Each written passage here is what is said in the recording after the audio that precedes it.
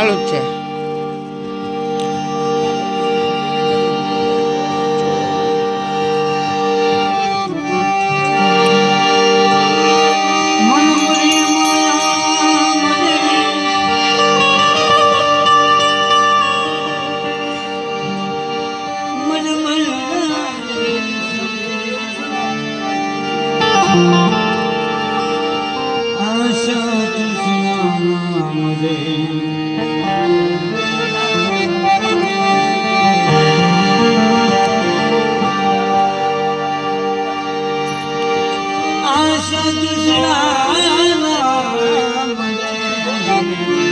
સીધો છે આમ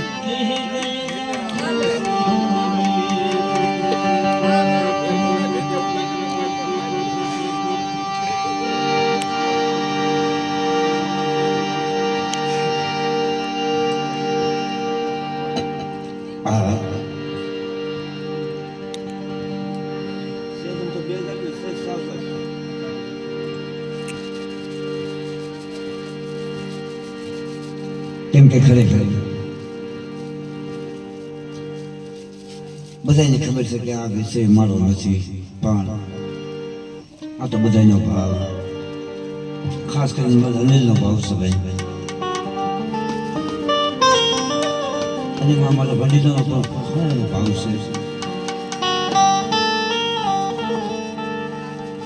આ તો ઘણી બે વાણી, અમારી બે વાણી થોડી પવિત્ર કહીએ, પણ દુનિયામાં જેમ વાત કરી બાપુએ કે જે આવ્યા સુધી તો બધાને જવાનું છે.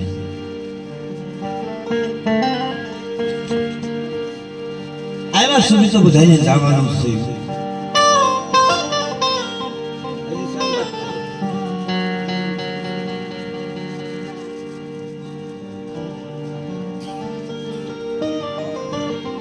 અને બધાને એક જ માર્ગે જવાનું છે. પણ કોઈ એવું કામ, કોઈ એવું કાર્ય જીવન જીવી એમાં એવું કોઈ એવું કામ કરી દેવી કે જીવતા હોય ત્યાં સુધી તો કદાચ યાદ કરે કે ન કરે, પણ મરી જાય પછી યાદ કરે. સંતો મહંતો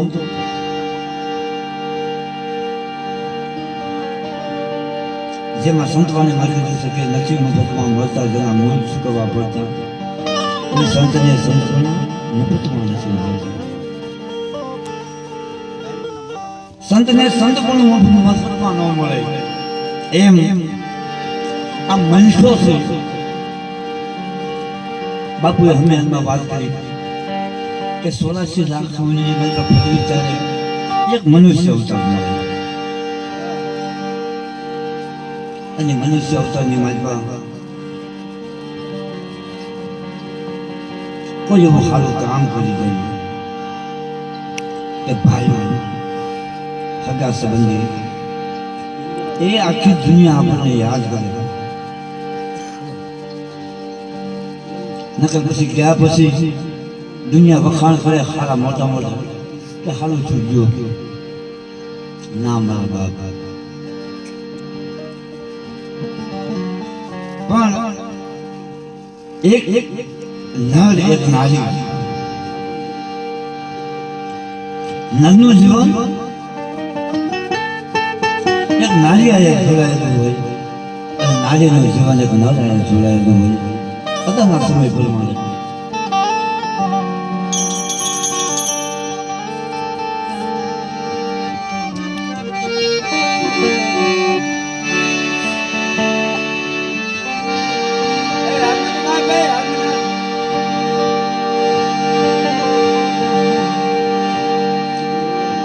પણ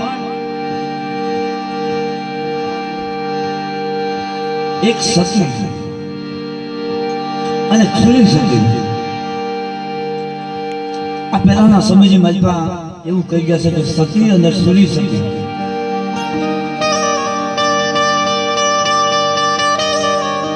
અને નો હમે હાથે ભાવ હતો કે છે ભાઈ રાજા ભરતસિંહ અને પિંગલા રાણી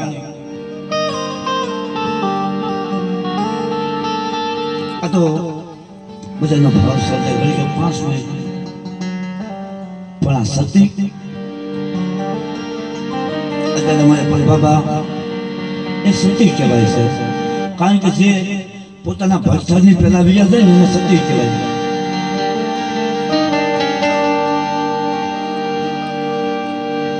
કારણ કે પોતે જીવતા હોય પોતાનો ભરથાલ વિયો જાય એને સતી ન કહેવાય. ખાસ તો એ છે જે અબળા હોય એને ખબર હોય કે પોતે જીવતી હોય ને પોતાનો ભરથાલ વિયો જાય પછી એને સતી ન કહેવાય. કાંઈ એના ભરથાલ હારવા એનો પ્રાણ છોડી દે કાં એના ગયા પછી અગન કાપ થઈ જાય એને સતી કહેવાય. કાં એનો ભરથાલ જીવતો હોય ચાર ચારાનો દેહ મળે મારી પાસે પ્રાણ વિયો જાય એને સતી કહેવાય.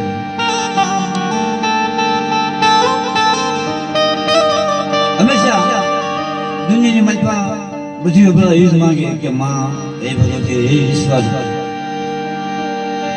જીવું છું ત્યાં સુધી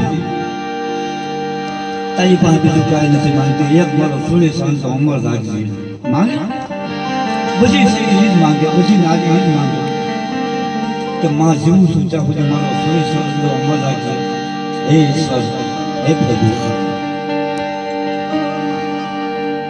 કેમ કે પોતાનું સુડી શાંત પછી દુનિયાની મજબાને જીવવું એને મુશ્કેલ થઈ જાય.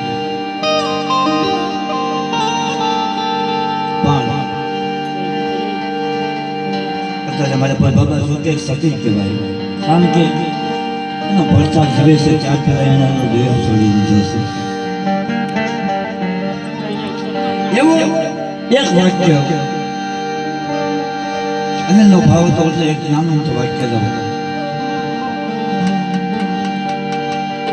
કે રાજા ભરતસિંહ અને પિંગલા રાણી બે મેલના સ્વરૂપે બેઠા હતા અને આ બધી વાતો સમજા જેવી છે. અહીંયા બાપુ ભજન કરતા હોય એ ભજન હિન્દીમાં હોય કે પછી ગુજરાતીમાં હોય પણ ભજનના શબ્દો સમજા જેવા છે. ભજનના શબ્દો સમજા જેવા છે કે જેને જેને ભજન હરિયાની માલપા પોતાની અંદર ઉતારી દીધી છે ને એનો બેડો પાર થઈ ગયો. ભલે પછી એ દેવીનું ભજન હોય કે પછી ભગવાનનું ભજન હોય ભજન હરિયામાં ઉતારવું પડે. હા ભલે કાંઈ નથી થતું. આ કાને સાંભળ્યું બધા કાને પાર કાંક હરિયામાં ઉતાર તો ભજન લાગ્યું કહેવાય. પણ એવું ભજન મેલના ઝડપે રાજા ભરતસિંહ અને પિંગલા રાણી બે બેઠા છે અને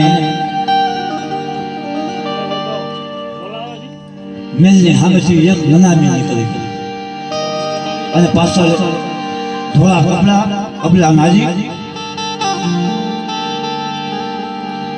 વાળ છૂટા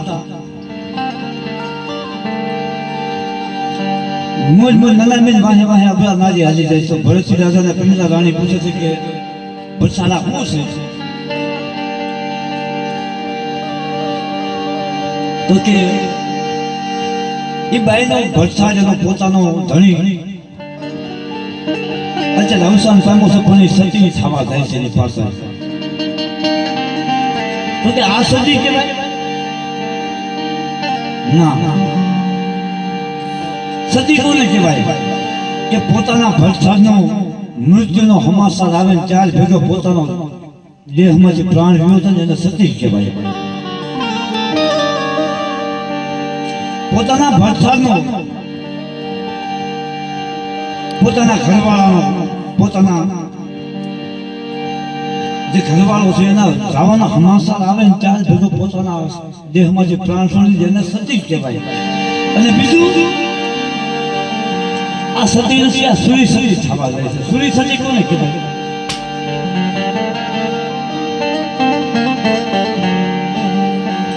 સતી એને કહેવાય કે પોતાના ખોળાની માથા માથું લઈ અને પતિને હારો હારી જે હળગી લઈને એને સૂરી સતી કહેવાય.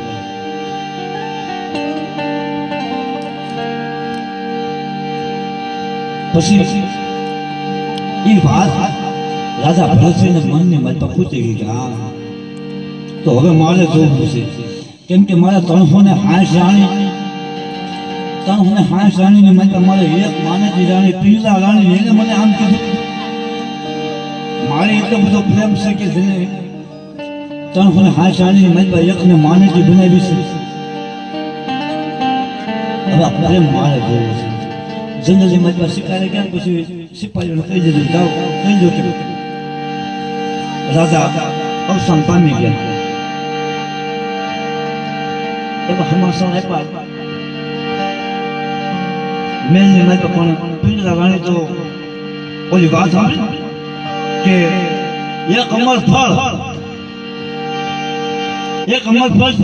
ભરતસિંહ રાજા તપ કરી અને પિંગલા રાણી હાટુ લગા પિંગલા રાણીને આપ્યું કે અમર ફળ લઈને તું ખાઈ જા તો પિંગલા રાણી તું અમર થઈ જાય, કેમ કે તારું મૃત્યુ હું ન જોઈ શકું. પછી એનું ફળ પિંગલા રાણીએ જે ઘોડા હાથની માથ પાસે દાસ હતું ને એને આપ્યું. એને લઈ અને ગામની માથ ઓલી વાળવા વાળી હકે દીકરી હતી એને આપ્યું અને એને પશુ અમર ફળ લઈને રાજા ભરતસિંહને આપ્યું. ત્યારે રાજા ભરતસિંહને એમ થઈ ગયું ઓહો આવું બધું પ્રેમ. પણ રાજા ભરતસિંહને એમ થયું કે હવે આમાં હવે જીવાય નહીં, હવે આમાં કામ મળી જવે ને હવે બધું ઉપેજી જવાય. રાજા ભરતસિંહ પોતાનો ગુરુદેવ ધારણ કરી અને એની પાસે જઈ ભગવો પીડી અને ન્યા જઈને બોલ્યો હાથમાં સમજાવને કે હવે મને તમારા શરણની માથ પર લઈ જાઓ, કેમ કે 360 રાણીની માથ પર જેને મેં માનકી રાણી બનાવી રાખી એ મારી હાથે સતી નો થઈ. ફોન પકડો છો. પછી એના ગુરુદેવે એમ કીધું કે એમ નહીં, હવે ત્યાં ભગવો કર્યો છે પણ 360 રાણીની માનપા જે તારી માનકી રાણી છે ને એને માતા કે અને એની પાસે ભિક્ષા લઈને લાવ તો તને મારું સેવા બનાવું. મેં ગયો ત્યાંથી ભગવો પેરી સમજાની માતા ભિક્ષા લઈને પાછો બાપુ પાસે પછી કીધું કે હવે બાપુએ કીધું હવે તો મારો શિષ્ય હાસો. તેથી કીધું કે બાપુ હવે મને એક જુગ નહીં પણ હવે મારે મારા 4.5 જુગની હવે પૂજવા માંડી છે. ત્યારે બાપુએ કીધું કે આ 4.5 જુગ આવવા હોય તો મારી પાસે નહીં પિંગલા રાણી પાસે ગયો ન્યા જઈને લાગ્યો.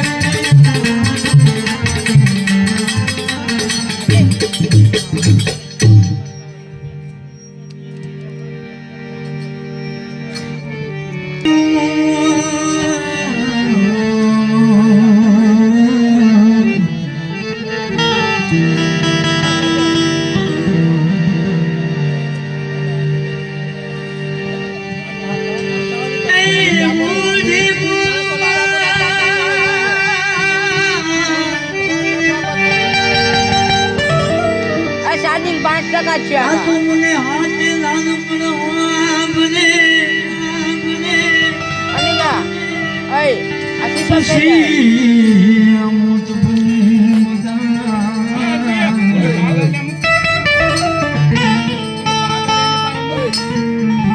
મને કળવી લાગે